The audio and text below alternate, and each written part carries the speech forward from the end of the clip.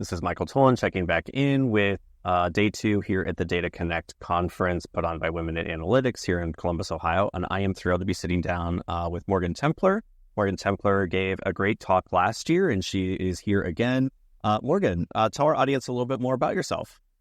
Hi, thanks so much for having me. I'm really excited to be here. I'm Morgan Templar, CEO of First CDO Partners, and we are an organization focused very tightly on the niche of helping people get through the idea of understanding how important their data is. So as we move into the information, out of the information age and into the intellectual age, and we want to use AI, the data isn't ready. It just isn't.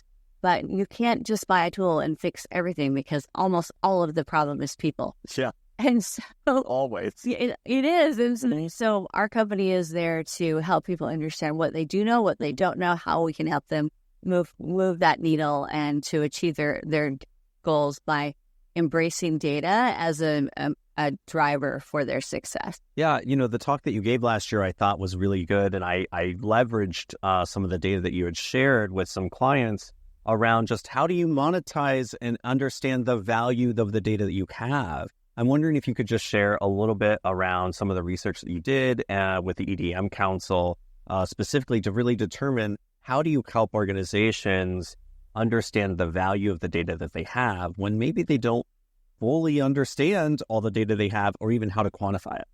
It's a really interesting question because it has so many answers. Mm-hmm. But the easy answer for when we're talking about the value of intangible assets on your balance sheet is that most people don't have any clue that is data. Mm-hmm. Because when we do a business case, we don't say, okay, so 80% of this is business value and 20% of this is value created by the data organization.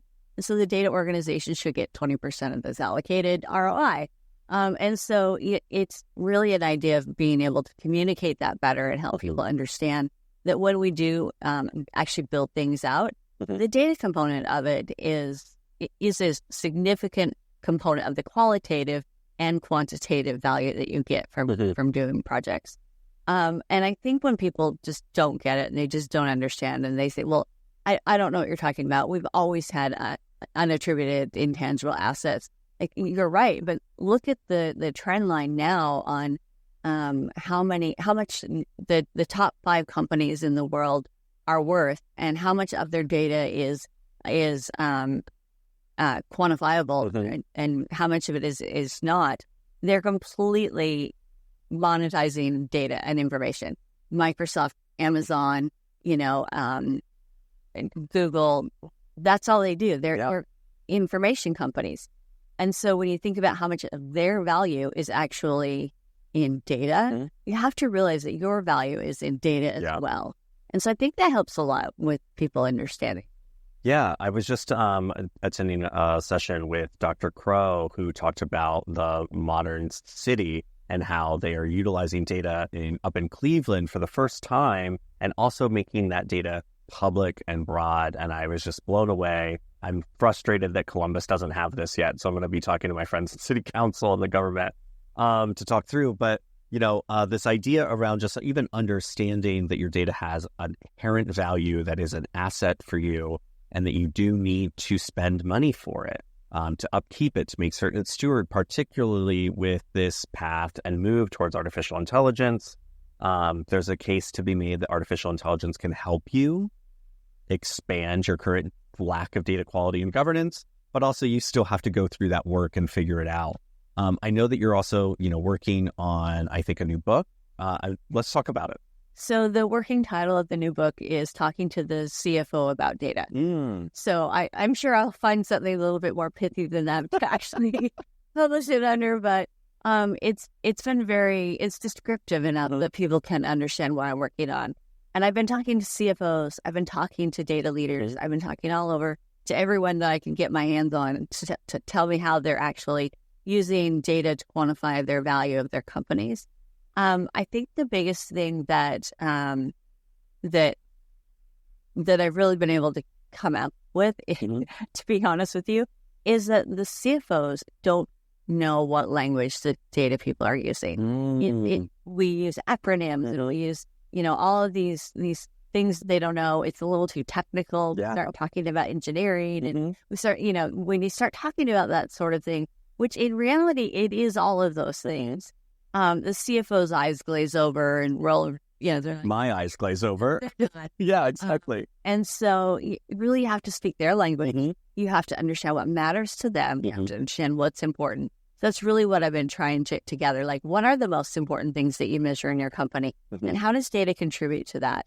So that in the end, we can actually take those measures. We can actually build them out, build the NPV on them, build the ROI out on them, just like you do on any part of your business case, and then be able to garner those outcomes at the end of the project, actually harvest them and use them. And I've kind of come up with this, and I don't know if anybody else has ever said this, but creating a data bank so that when you've had those value measures and you've completed the project and, you've earned 10% of a, $100,000 project for whatever, then $1,000 or $10,000 should go into your data bank. And that should be part of the allocation that goes to your team. So you can grow the skills and abilities of your team and continue to keep your team right-sized to the needs of the organization. And if you don't do that, you find yourself in the place that almost every data leader finds himself in, where you have no money, you can't get funded, you can't get an MDM, because why would I even want that? I don't understand it. But if you had this data bank already and you already had some value in it, then you could say, we're going to draw out of our data bank, just like there's an allocation every year for technical debt. You can get rid of your data debt by using your own data bank. Yeah. One of the things that I've tried more and more is to try to couch the utilization of data and how it transforms the member or customer journey to solve a very specific problem that they're having, that then delivers value that the member is willing to pay the business to have solved for them. And really tying that back to the story, because I don't think that folks in data offices across these organizations are good storytellers. They're so focused on, this is what the facts. But okay, great. Tell me the narrative. Tell me how this improves people's lives, whether it is internal data engineers, data analysts, data scientists. Is that part of your work to really drive that narrative piece as well? Yeah, it is. I mean, it's the story is everything. The story is why we do things. Yeah. Yes, we might need to be able to calculate it and put it on paper so that we can get past the phase gates. But you do things because your heart and your mind believe in them. And so if I can convince the head of marketing that what I'm doing for her is going to really help her ability to market this product, she's far more likely to champion my data team and say, and give us the kudos that we both earned, but also the support when we need support. Storytelling, though, is a challenge. And I would say that because data people tend to be introverted. We tend to not really think about how do I express my message in a verbal way. And even I forget to use things like the hero's journey and things that people, we use them as tropes because they work, because people understand them and they follow them. And so, using the hero's journey, even in a slide deck, is really important because that takes them on this is this really great thing. And oh my gosh, no, we have a problem. Now, how are we going to solve that problem? Oh, look, we arise victorious. Using that story model in pretty much everything you do and talk about, even when you're talking about technical things or financial things, it brings people in. They're suddenly interested. They care. And then they want to be part of that hero. They want to be part of that win of who won this. So it really brings people along. Yeah, it really does. And I just wish, I think folks forget where we originated was telling stories around a bonfire. And then we cascaded to telling stories in taverns and city squares. And then, with the rise of, the arts, we started telling stories through static art and paintings. And then, TV is like this bonfire we sort of all collectively gather around in our own separate homes to watch these stories play out. And I'm constantly butting up against the notion that folks are just think everyone's going to be motivated by the facts. And facts don't move people, unfortunately. And it's the story that those facts support. And so I think that's a fantastic lesson that we need to really probably over-index on. Yeah. Oh, I totally agree with that.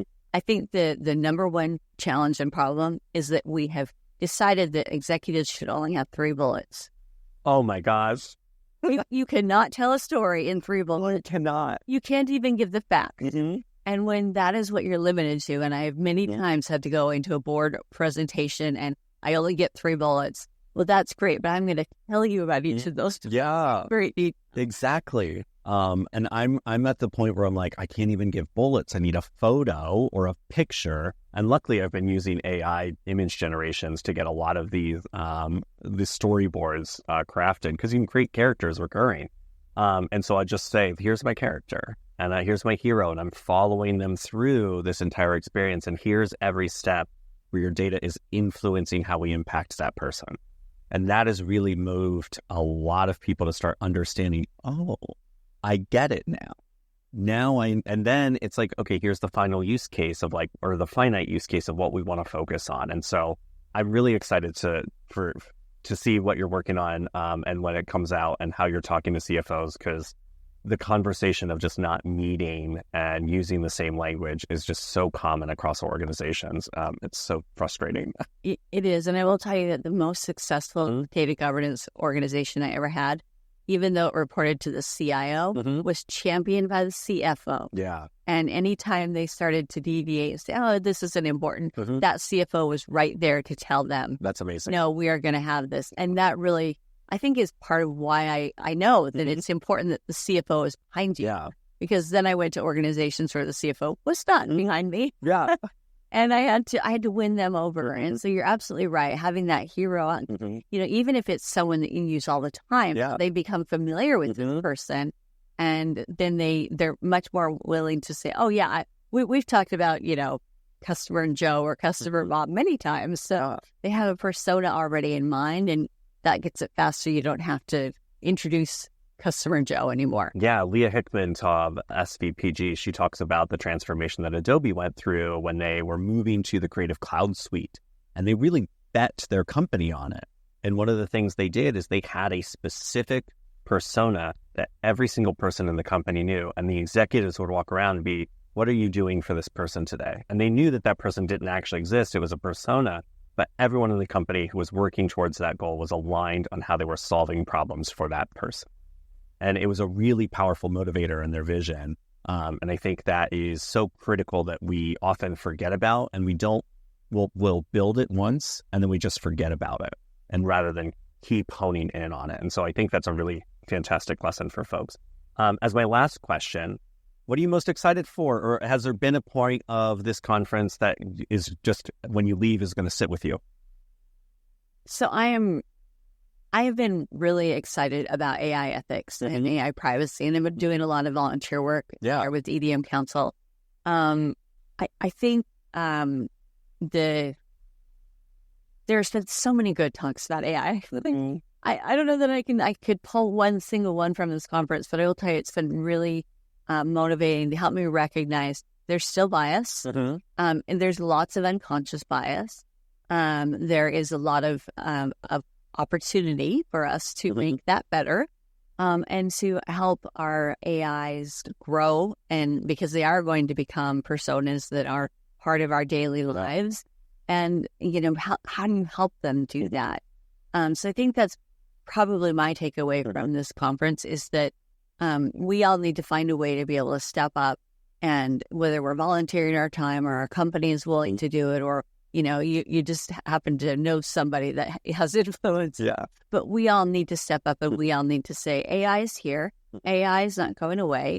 This is not a fad. It's like the internet. They thought it was a fad at first. Well, it isn't. It is not. It is growing exponentially faster, and adoption is, because of that generative component, adoption is just through the roof. And, you don't have to be a data scientist anymore to query data and to get real information. Yeah, I don't know if I'm ever going to have a database administrator limit my spool space again because my query was bad. I can now go to, Copilot or any of these and be like, hey, here's my data set. You have access to it. help me write this query. This is the type of information, and it'll generate it, and then I can sample it instead of, I think it was Lindsay Murphy yesterday talked about one person's query running $5,000 per query because we just select star, and these tools can help us contain costs, drive more value. I'm really excited for where it's going. And I'm really excited that this conference is obviously focused on women in the data space because, as you said, we still have a lot of bias in the space. It's still very male-dominated, and I am thrilled to see that there is a space dedicated specifically for non-male voices. As I am a male host here, I realized that we should have brought Franny in, who's another host on this podcast, to have these conversations. But yeah. But you need to be in this conversation. Yeah. Men need to hear this. Yeah. I brought my business partner because he needed to be here. Yeah. So he could hear these things and see these women on stage. Mm-hmm. And not that he has any bias. Obviously, we're equals and we're partners. Yeah. But because there's so much of a mind shift that we don't think about. Mm-hmm. I did want to leave one additional thought. Yeah. I know that was an amazing thing to end on. I probably should have just let it go. It's fine. Something that I have learned using the AI is when I query the AI, I want it to speak back in my voice. Yes. And so I actually uploaded my books into a GPT. Oh, wow. So when I query, I say, and give me the answer in my voice as it is in Get Governed on this GPT. And then it actually talks like me. That's incredible. And I love it. Yeah. I mean, the amount of creativity and abundance, and I think, there's a lot of concerns, rightfully so, around how AI is going to harm creatives. I actually think that what we're going to see, in the same way we saw streaming change the way music was developed and produced, for some, there were a lot of losers. And there's always going to be winners and losers, and that's horrible, and it's a symptom of a wider problem that we don't have time to get into. But how can creatives start thinking and changing how their process is governed into these new tools to leverage what they're already great at? I think we need to be a little bit more thoughtful, a little more open-minded, recognizing though we will leave people behind, which is really frustrating. And how do we upskill them, bring them along, and get them involved in it? And that concept of having a data bank is part of that. Yeah. So you have money and opportunity to train people. Yeah. Things are going to change. Things are going to change. They are changing. So fast, week by week. So, oh my gosh. Well, Morgan, thank you so much. Yeah, thank you so much for sitting down with me. I know that there's more of the conference to get to. We've still got, half a day still. We're getting ready to head to lunch, but I'm so thrilled to see you again. And I will share, anything you want to share as far as people contacting you or any information you're looking to get from anyone. So just reach out to me on LinkedIn. Great. Send me a message. I'm the only Morgan Templar in the world. And so it's really easy to find me. Amazing. And I'm an open networker, so awesome. I will be here. Yeah. I mean, I just walked up to you last year after your talk, and we started chatting, and then I introduced you to my friend Jen, who was on the keynote last year. So thank you again. It's really wonderful to chat with you this year again, and have a wonderful rest of your conference. Thank you so much. Appreciate it. Mm-hmm.